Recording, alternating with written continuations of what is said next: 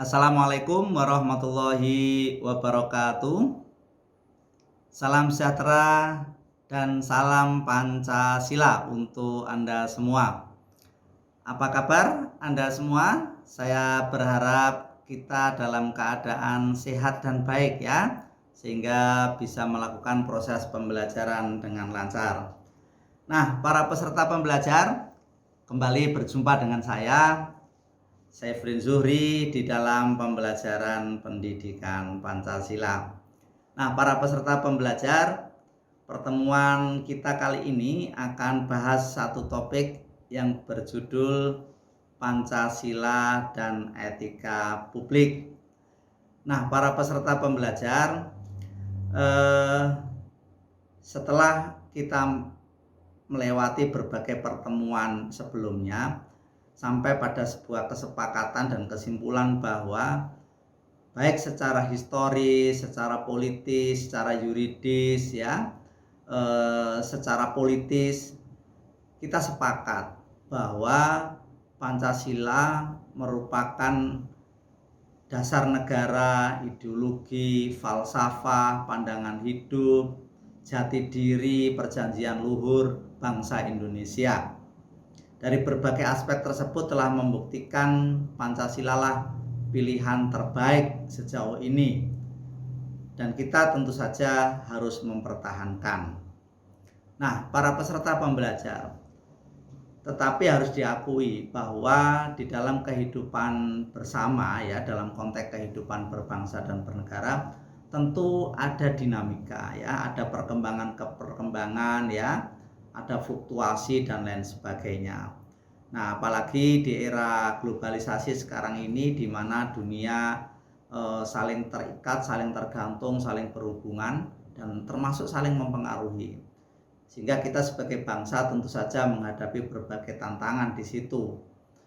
Nah, ditambah lagi dengan kemajuan ilmu pengetahuan dan teknologi, tentu dalam kehidupan berbangsa dan bernegara ada banyak hal yang harus kita persoalkan sekaligus kita persiapkan.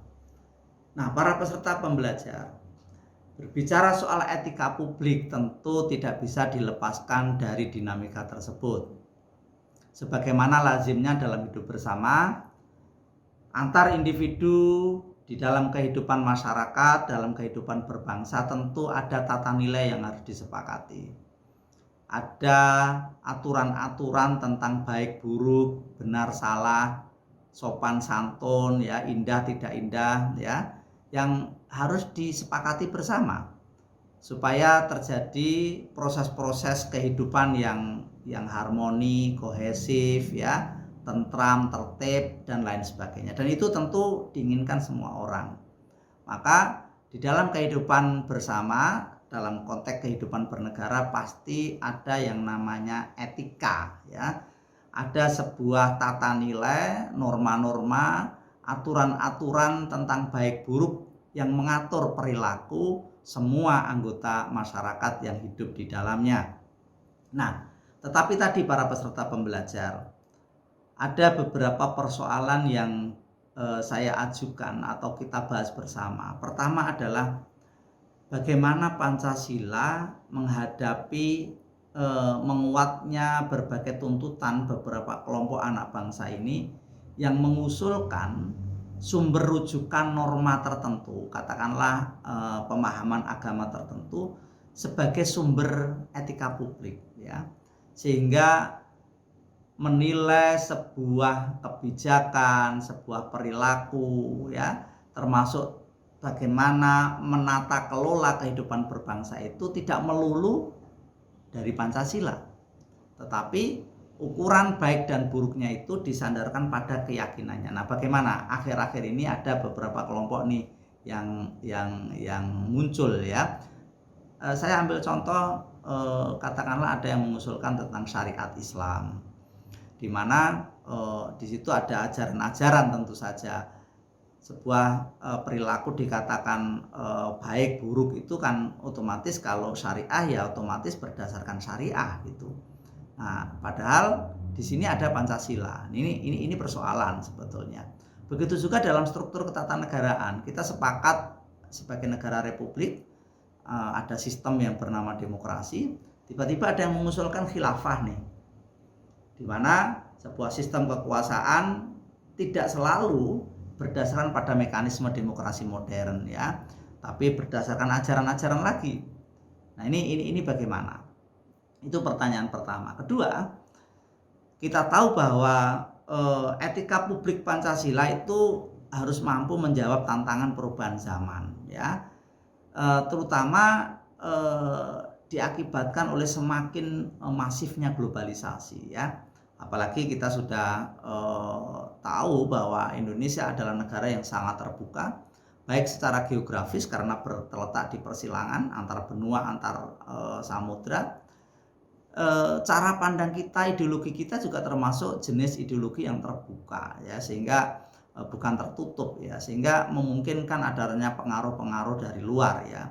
Nah, bagaimana etika publik yang diturunkan dari sila-sila Pancasila tersebut menghadapi perubahan zaman yang diusung oleh globalisasi, termasuk secara khusus di dalamnya adalah berkat kemajuan ilmu pengetahuan dan teknologi, karena teknologi itu juga punya kemampuan merubah tata nilai. Nah, bagaimana menghadapi situasi semacam ini?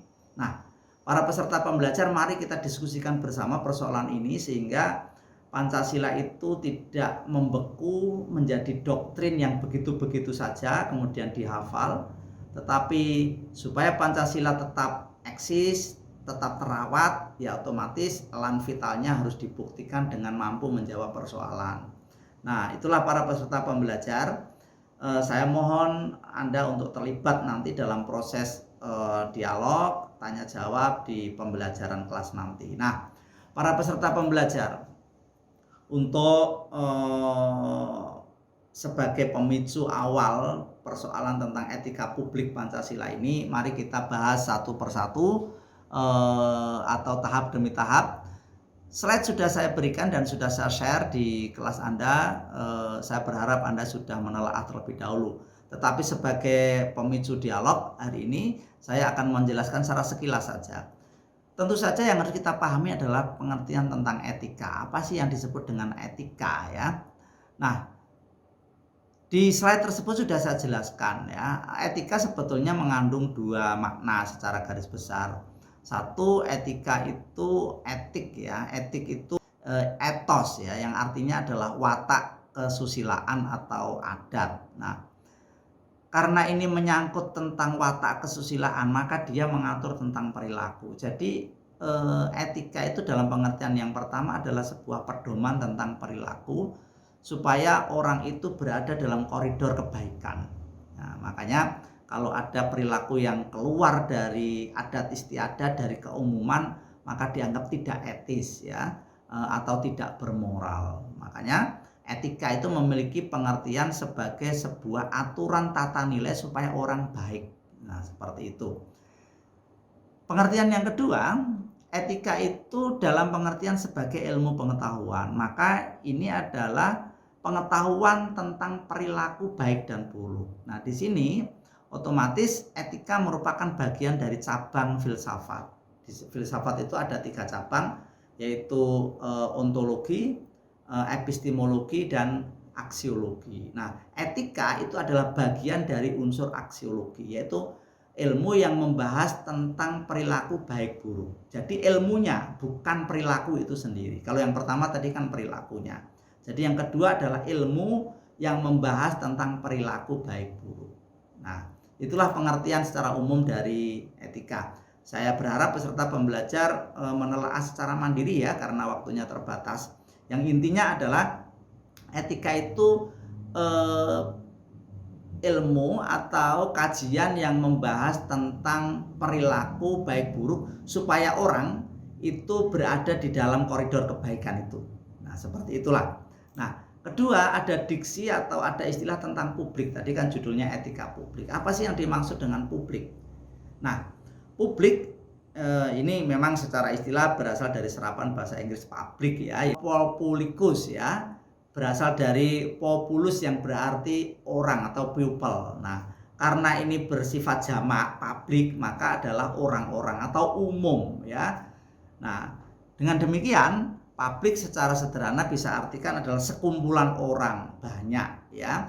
Tetapi dalam pengertian konteks berbangsa dan bernegara bukan hanya sekedar jumlah banyaknya, tetapi publik yang dimaksud di sini adalah orang-orang yang berkumpul di dalam himpunan yang banyak itu memiliki kesepakatan untuk hidup bersama dan diatur oleh aturan yang sama, di mana individu-individu yang sudah sepakat dalam himpunan itu harus tunduk dan menaati aturan bersama tersebut. Nah, itulah makanya di dalam publik itu ada hak dan kewajiban. Orang-orang yang terhimpun di dalam organisasi yang bernama negara itu terikat oleh hak dan kewajiban, sehingga tidak bebas sebebas-bebasnya. Orang yang sepakat dalam himpunan yang bernama publik itu diikat oleh aturan-aturan yang sama supaya terjadi ketertiban sosial. Nah, itulah yang dimaksud dengan publik. Nah, dengan demikian kalau digabung, etika publik adalah sebuah pengetahuan atau pedoman perilaku yang mengatur kelompok yang diikat oleh sebuah kesepakatan dan sistem nilai tertentu. Nah, itulah yang disebut dengan etika publik. Jadi, dengan etika ini diharapkan dalam hidup bersama ini, dalam interaksi, ya kan kita ini sebagai makhluk sosial. Tidak mungkin kita ini bisa memenuhi kebutuhan hidup kita sepenuhnya dari diri kita sendiri. Kita pasti butuh orang lain. Nah, ketika orang lain tersebut juga saling berinteraksi, kemudian berkelompok, disinilah terjadi interaksi sosial. Nah, dalam kehidupan berbangsa dan bernegara, otomatis ini harus ada aturan main, harus ada nilai-nilai bersama. Nah, itulah yang diatur di dalam etika publik ya, sehingga perilaku-perilakunya di ruang fasilitas umum ya, hidup bermasyarakat, hidup bertetangga, hidup bernegara, itu ada aturan-aturannya yang mengatur sehingga anggota warga negara itu akan terikat ya, sehingga perilakunya bisa dikatakan melanggar atau tidak, baik atau buruk, itu berdasarkan dari aturan-aturan bersama tersebut. Nah, walaupun di luar etika itu ada namanya hukum. Hukum juga sama, cuma bedanya kalau hukum itu aturan tertulis dan ini dibentuk melalui proses politik ya, hitam di atas putih. Nah, kalau etika itu biasanya terkait dengan hidup masyarakat, terkait dengan proses-proses kebudayaan. Sehingga memang etika jauh lebih luas, tetapi memang tidak definitif. Makanya etika itu luas, tapi sekaligus bersifat universal dan berdurasi panjang ya, berbeda dengan hukum ya. Nah, para peserta pembelajar, bagaimana dengan definisi etika publik Pancasila? Nah, karena di sini ada predikat keterangan Pancasila, maka kalau digabungkan, etika publik Pancasila adalah pedoman yang mengatur perilaku sebuah warga negara yang berdasarkan, berpandangan, berfalsafah dari sila-sila Pancasila. Jadi, tata aturan, perilaku kita, ya, tindak tanduk kita, budaya kita ya mestinya diturunkan dari sila-sila dalam Pancasila. Jadi yang dikatakan baik, berperilaku baik adalah ya yang berketuhanan, berkemanusiaan, berpersatuan sampai keadilan sosial. Kalau di jalan raya contohnya, di situ tentu ada namanya peraturan lalu lintas. Di dalam masyarakat ada adat istiadat. Di dalam perilaku ekonomi ada regulasi, ada undang-undang tentang mengatur tentang ekonomi dan lain sebagainya ya. Jadi dikatakan baik ya ketika orang menaati aturan-aturan tersebut ya. Nah, para peserta pembelajar, bagaimana implementasi dan hubungan antara etika publik dengan sila-sila Pancasila? Saya mohon peserta pembelajar untuk menelaah secara mandiri, termasuk bagaimana sifat-sifat hubungannya yang sudah pernah kita bahas. Ada majemuk tunggal, hierarkis piramidal, saling mengkualifikasi. Itulah manusia Indonesia seutuhnya. Nah, para peserta pembelajar, di dalam persoalan etika ini barangkali ada beberapa teori etika yang sangat populer ya. Saya comot 3 saja. Contohnya utilitarisme, ada deontologi, dan ada teori keutamaan. Barangkali di mata kuliah yang lain pernah disinggung teori-teori ini, tetapi untuk mengingatkan kembali saja, Kalau utilitarisme itu intinya adalah sebuah perbuatan dikatakan baik, ya, perilaku dikatakan baik kalau memiliki manfaat, di mana manfaat itu dinikmati oleh jumlah paling banyak. Jadi sebuah perbuatan dikatakan baik kalau semakin orang bisa mendapatkan manfaat dari perbuatan tersebut. Jadi ukuran kebaikan didasarkan pada nilai manfaat yang terbanyak. Nah, itulah inti dari teori utilitarisme. Kemudian teori deontologi dikatakan sebuah perilaku atau perbuatan itu baik bukan pada berdasarkan asas manfaat, tetapi ketika perbuatan tersebut dilakukan lebih karena perintah atau kewajiban. Jadi sebuah perbuatan dikatakan baik kalau sudah menjalankan kewajiban. Tidak peduli apakah konsekuensi dari kewajiban tersebut berdampak apapun, apakah baik atau buruk, tidak peduli. Yang penting itu adalah perintah, dan sejauh perintah itu sudah dilaksanakan maka itu bisa dikatakan baik. Nah, ini biasanya adalah etika yang biasanya turun dari norma-norma agama. Contohnya dalam agama kan biasanya ada ajaran, ada perintah, ya, ada halal haram, amar ma'ruf nahi mungkar, ada ajaran tentang kesucian dan lain sebagainya, ya.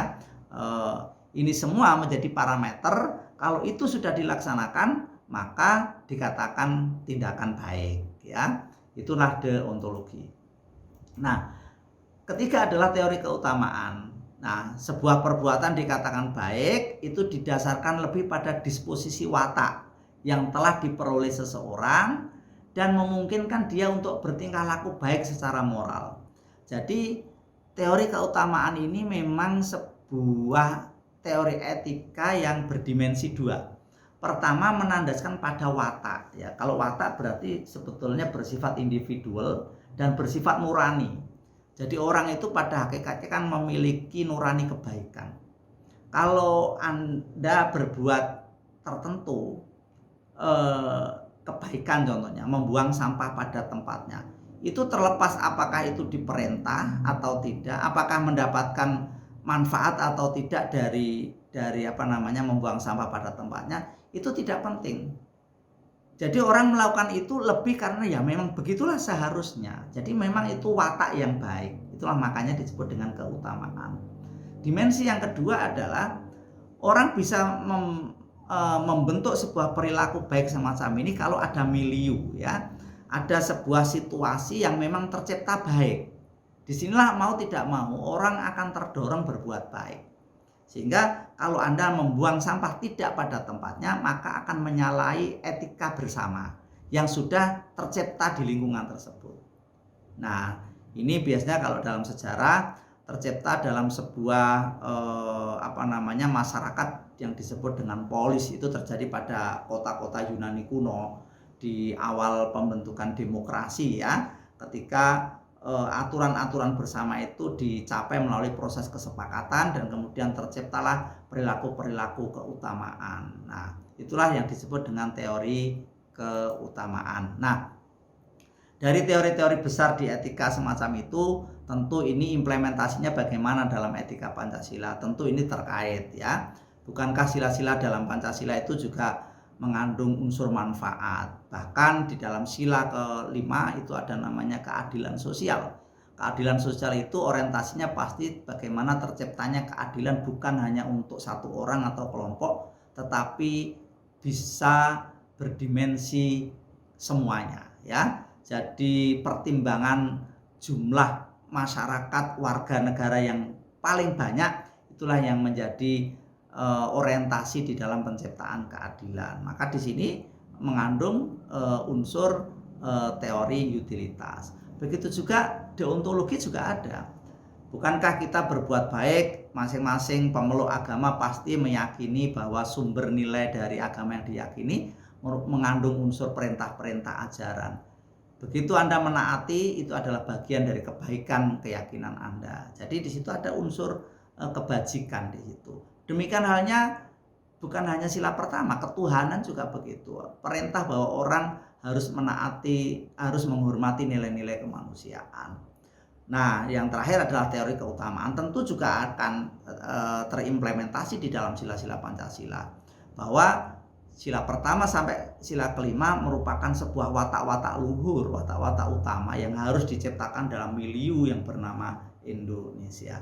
Nah, dengan demikian para peserta pembelajar, kesimpulannya bahwa etika publik Pancasila adalah sebuah perilaku di ruang-ruang publik, di ruang kehidupan bersama yang diturunkan dari sila-sila Pancasila sejak dari sila pertama sampai sila kelima.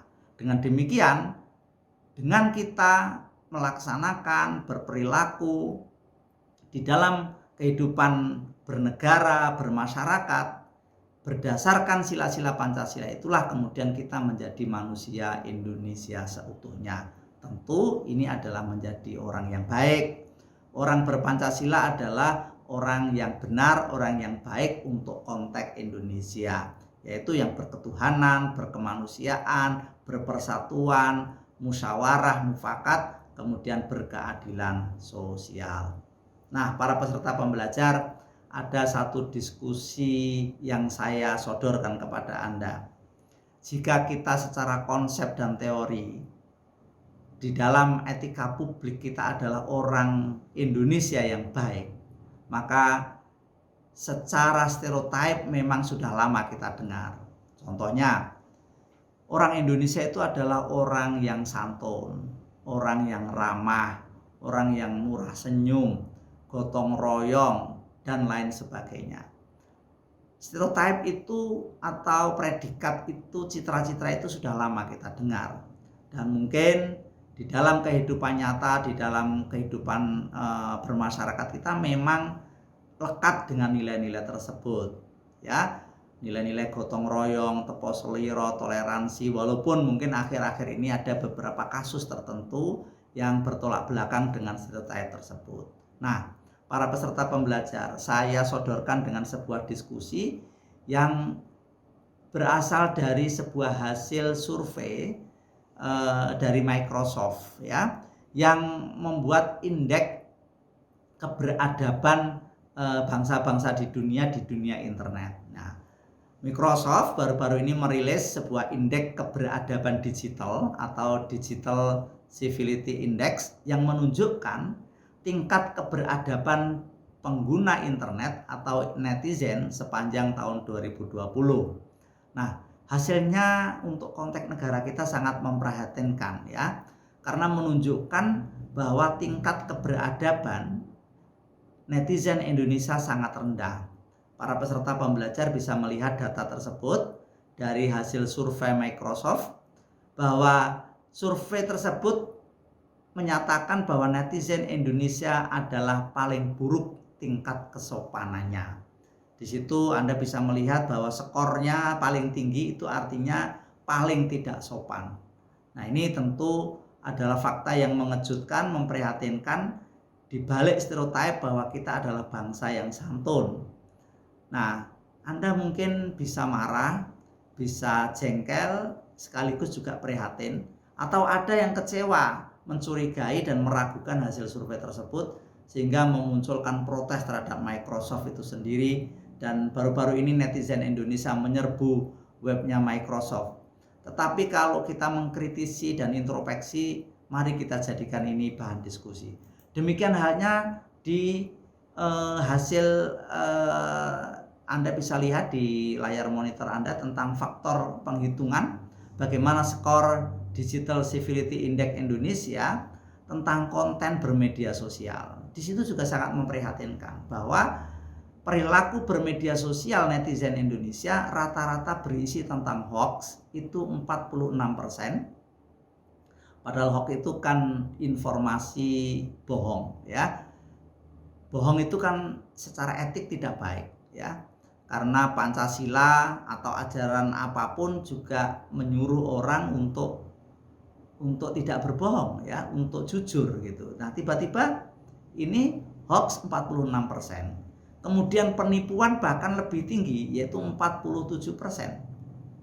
Pancasila tentu saja menyuruh kita untuk jujur, jangan menipu orang. Tapi ini perilaku netizen Indonesia justru menduduki persentase tertinggi 47%. Kemudian disusul ujaran kebencian, ya saling membenci, membuli, ya merendahkan orang lain, ya mencaci maki, itu 27%. Dan diskriminasi, ya padahal kita di sila-sila Pancasila ada namanya sila kemanusiaan yang adil dan beradab, bahwa semua manusia martabatnya sama. Tidak boleh ada penjajahan, tidak boleh merendahkan atas nama suku, ras, kelompok, dan lain sebagainya. Tetapi ini ada diskriminasi 13%. Nah, para peserta pembelajar, data ini mari kita jadikan bahan diskusi untuk mengembangkan dan memperdalam tema kita yang berjudul tentang etika publik Pancasila. Nah, demikian para peserta pembelajar yang bisa saya sampaikan sebagai pemicu pembelajaran yang akan kita lakukan nanti. Saya mohon peserta pembelajar sebelum proses interaksi di dalam pembelajaran untuk memperkaya, memperdalam dengan memperbanyak referensi.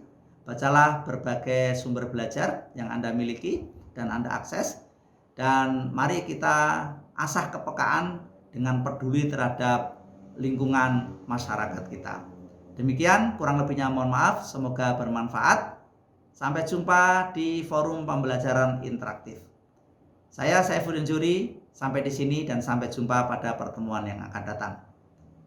Wassalamualaikum warahmatullahi wabarakatuh.